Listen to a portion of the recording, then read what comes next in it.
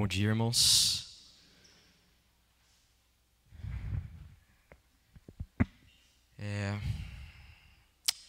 Muito provavelmente, em algum momento de nossas vidas, nós desejamos muito ter alguma coisa. E muitas vezes alguns desses desejos são, em princípio, legítimos. Podemos desejar ter um bom emprego, podemos desejar ter boa saúde para a nossa família e outras coisas que consideramos necessárias para a nossa vida. Nesse sentido, existe uma história no livro de Samuel em que uma esposa desejava muito ter um filho. Você já deve conhecer a história de Ana. Ana era esposa de Eucana, e Eucana tinha outra esposa que se chamava Penina. Penina tinha filhos e Ana não. Existia ali um conflito no lar, em que Penina não tinha nenhuma pena, de Ana, e provocava e irritava Ana por ela ser estéril. O desejo legítimo de Ana era que Deus lhe desse um filho.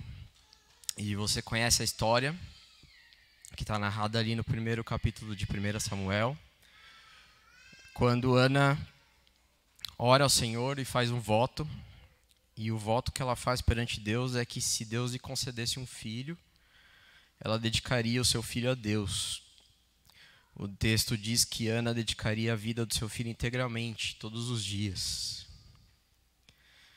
E dessa forma, você já sabe, Deus em sua soberania concede um filho a Ana, e prontamente Ana honra o voto e leva o seu filho ainda pequeno para ser cuidado pelo sacerdote.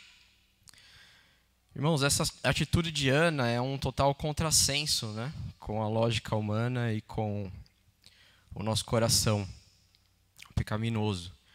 Geralmente, quando nós desejamos algo, é porque queremos usufruir deste algo, E um filho também se enquadra aqui, Quando nós desejamos ter filhos, desejamos ter a companhia deles, poder criá-los, poder educá-los. A pergunta é: quem em sã consciência desejaria tanto um filho para não ter o prazer de criá-lo e de conviver com ele?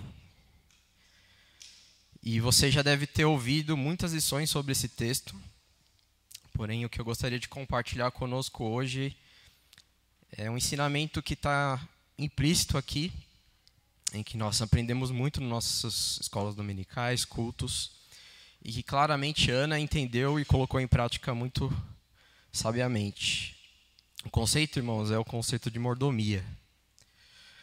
Em geral, a mordomia é conceituada como o ato de administrar as coisas que Deus nos concede, de forma que isso agrade a Ele. Podem incluir as nossas bênçãos terrenas, nossos bens, recursos e também nossas bênçãos espirituais, como os nossos dons. Mas raramente nós lembramos que a nossa família também se enquadra neste conceito. Ana entendeu que o propósito de Deus para a sua família incluía entregar seu filho tão desejado integralmente ao serviço a Deus. A pergunta também é: qual de nós teria tal disposição? A verdade, meus irmãos, é que a disposição de oferecer nossos bens, recursos, dons e família a Deus não nasce sem antes compreendermos verdades importantes que Ana sabiamente compreendeu. E nesta manhã eu gostaria de olhar para o capítulo 2 de 1 Samuel, se os irmãos quiserem abrir, onde nós encontramos a oração que Ana faz. E o meu desejo é extrair dessa porção, desse texto, algumas verdades essenciais que nos levem a uma vida de mordomia perante o nosso Deus. 1 Samuel capítulo 2, verso 1 até o verso 11. Então orou Ana e disse: o meu coração se regozija no Senhor, a minha força está exaltada no Senhor. A minha boca se ri dos meus inimigos, porquanto me alegro na tua salvação. Não há santo como o Senhor, não há outro além de ti, e rocha não há nenhuma como o nosso Deus. Não multipliqueis palavras de orgulho, nem saiam coisas arrogantes da vossa boca. Porque o Senhor é o Deus da sabedoria e pesa todos os feitos na balança. O arco dos fortes é quebrado, porém os débeis cingidos de força. Os que antes eram fartos, hoje se alugam por pão. Mas os que andavam famintos não sofrem mais fome. Até a estéril tem 7 filhos, e a que tinha muitos filhos perde o vigor. O Senhor é o que tira a vida e a dá, faz descer a sepultura e faz subir. O Senhor empobrece e enriquece, abaixa e também exalta. Levanta o pobre do pó e desde o monturo exalta o necessitado para o fazer assentar entre os príncipes, para o fazer herdar o trono de glória. Porque do Senhor são as colunas da terra e assentou sobre elas o mundo. Ele guarda os pés dos seus santos, porém os perversos emudecem nas trevas da morte, porque o homem não prevalece pela força. Os que contendem com o Senhor são quebrantados dos céus, Dos céus troveja contra eles. O Senhor julga as extremidades da terra, dá força ao seu rei e exalta o poder do seu ungido. Então Eucana foi-se a Ramá, a sua casa, porém o menino ficou servindo ao Senhor perante o sacerdote Eli. Irmãos, a primeira verdade que gostaria de destacar aqui, que Ana entendeu, é que o verdadeiro mordomo deposita a sua alegria em Deus e não nas coisas que ele tem. A nossa natureza caída nos inclina a depositar alegria nas coisas deste mundo, mas depositar alegria nas bênçãos de Deus para nós implica necessariamente em não estarmos alegres quando nossos desejos não são satisfeitos. Quando eu desejo muito algo e não tenho, logo meu coração se entristece. Mas quando eu deposito minha alegria em Deus, posso até abrir mão dos meus recursos e bênçãos em favor de outros, que isso não afeta a minha vida. Isso nós encontramos no versículo 1, quando Ana diz que o seu coração se regozija no Senhor. Também no versículo 1, o verdadeiro mordomo entende que é Deus quem exalta. O nosso coração caído nos inclina a nos autoexaltar quando ganhamos ou recebemos algo. E poucas coisas, irmãos, são tão tristes quanto ver cristãos se autoexaltando por ter ou possuir coisas. Nesse sentido, Penina era um mau exemplo e fazia isso com maestria. Ana, pelo contrário, aguardou em Deus e quando recebeu o que tanto aguardava, deixou que Deus a exaltasse. No verso 2, nós encontramos a verdade de que o verdadeiro mordomo adora a Deus e a Deus somente. Os irmãos sabem o quão fácil é substituirmos a adoração a Deus pelas coisas que temos. A pergunta que devemos fazer é: se Deus me tirasse isso agora, qual seria a minha reação? E Ana foi além disso. Ela não só pôde conviver sem a presença do filho, como ela mesma teve a atitude de oferecê-lo a Deus em gratidão. O verso 3, o verdadeiro mordomo é humilde independentemente das circunstâncias. Muito conectado com a atitude de exaltação.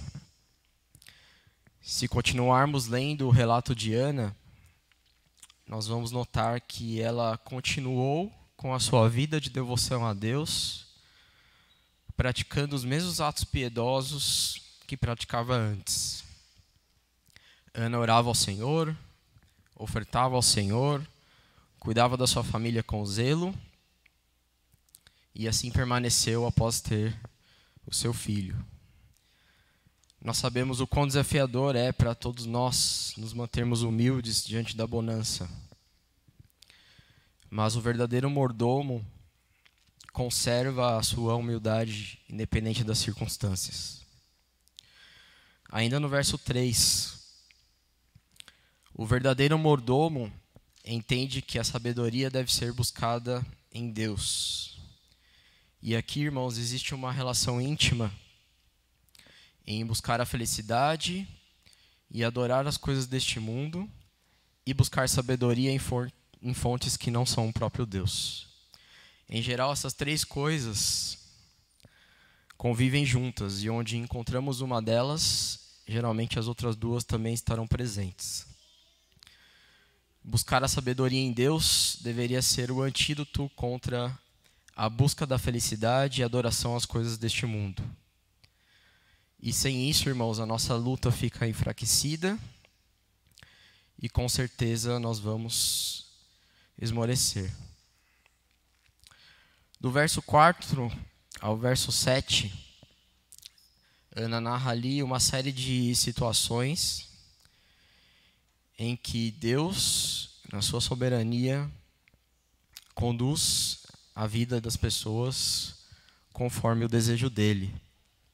E a verdade que nós temos aqui é que o verdadeiro mordomo, ele confia na justiça de Deus.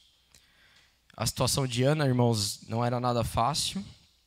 Conviver com alguém como Penina provavelmente lhe custou muitas horas de sono, alguns cabelos brancos e muito choro. Muitos personagens bíblicos sofreram perseguições, ameaças e coisas do tipo. E as lições que precisamos aprender é que temos do nosso lado o Deus Todo-Poderoso e Ele é responsável por fazer a justiça da maneira dele e no tempo dele. Usurpar essa atribuição de Deus, tentando fazer justiça com as próprias mãos, só nos trará dor e decepção. E nesse sentido, Ana descansou no Senhor e confiou na justiça dele. No verso 8, o verdadeiro mordomo reconhece a soberania de Deus. E isso está intimamente ligado com confiar na justiça de Deus. Confiar na soberania de Deus é outro passo que precisamos dar para nos tornarmos mordomos fiéis. Aqui vale destacar a atitude de Ana em não querer encontrar atalhos. Se compararmos, por exemplo, a atitude de Ana com a atitude de Sara, vamos perceber uma diferença sutil. E enquanto Ana confiava tanto na soberania de Deus, que considerou que a solução do seu problema necessariamente estava nas mãos dele, Sara, por sua vez, tentou pegar atalhos. E quando Deus disse para ela que ela teria um filho já em idade avançada, qual foi a atitude dela? Ela riu. Versículo 9. O verdadeiro mordomo descansa no cuidado do Deus provedor. A pergunta que precisamos fazer, irmãos, é: confiamos verdadeiramente de que Deus é quem provê todas as coisas? Se sim, estamos prontos para administrar as coisas que Ele nos provê da maneira que Ele quer. Caso contrário, a verdadeira mordomia não estará presente em nossa vida. Crer em que Deus provê todas as coisas é essencial e primordial para uma mordomia verdadeiramente cristã. Afinal, todas as coisas são dele e para ele. Versículo 10.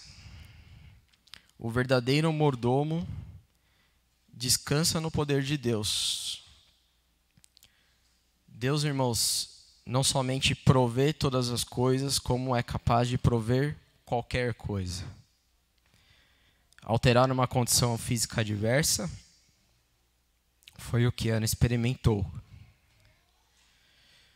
Pode não ser a sua situação, E muitos de nossos problemas e limitações simplesmente vão continuar existindo, como na vida do apóstolo Paulo, por exemplo.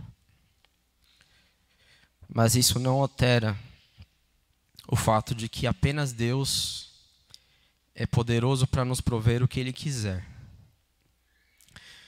E essa é uma verdade que Ana tinha bem presente no seu coração. Para concluir, irmãos, o mordomo fiel é aquele que reconhece o Deus, que conhece o Deus a quem serve em sua integralidade. O Deus justo, soberano, provedor, fonte de toda sabedoria, exemplo máximo de humildade. É o único capaz de nos prover todo e qualquer tipo de bênção que lhe agradar. A nossa responsabilidade como mordomos fiéis é nos alegrar, exaltar e adorar a Ele e a Ele apenas. Desta forma, colocar os nossos recursos à disposição dEle será o complemento de uma vida de adoração genuína. E nesse sentido, essa oração de Ana nos ensina que ser um mordomo fiel exige também adorar, nos alegrar e exaltar o nosso Deus. Amém? Vamos orar? Pai, estamos aqui nessa manhã porque por meio da obra do Teu Filho, o Senhor nos resgatou, nos trouxe para a Sua família e podemos colher comunhão plena contigo através do Teu Filho.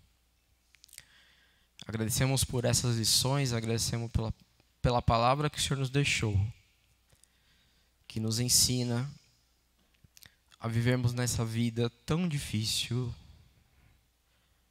muitas vezes tão desafiante, mas o Senhor não nos desampara e nos deu a Tua palavra para nos ensinarmos a cada dia a vivermos de acordo com a Tua vontade. Nos ensina a cada dia mais sermos mordomos fiéis a Ti, a dedicar tempo, recursos, família, dons ao Teu serviço, da maneira que Te agrada. Nos ensina a nos alegrarmos com a Tua provisão, que o Senhor nos dá tão ricamente todos os dias. E mesmo em meio à dificuldade, enche o nosso coração com a verdade de que o Senhor é justo, fiel, soberano sobre todas as coisas. Nós te pedimos que o Senhor esteja conosco nesse dia, nos ensinando cada dia mais a Tua verdade, para que possamos colocar em prática nas nossas vidas. É isso que nós te agradecemos. Em nome de Jesus, amém.